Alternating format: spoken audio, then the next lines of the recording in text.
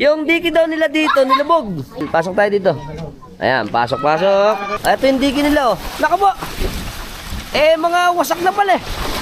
Kita nyo, sa alon to, sa lakas. Sa hampas ng puwersa ng alon, nakita nyo naman yung puwersa ng alon dito.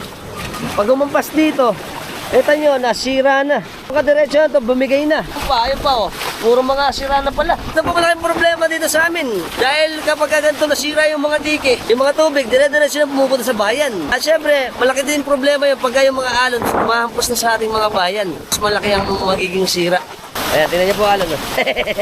Lalaki ng alon. Ito po, ano pa lang yan, habagat lang yan. Kaya po dito, lahat ng bahay, sigurado mga lubog. Ito po pala, yung papag nila, inabot pa pala to. Taas na yan eh.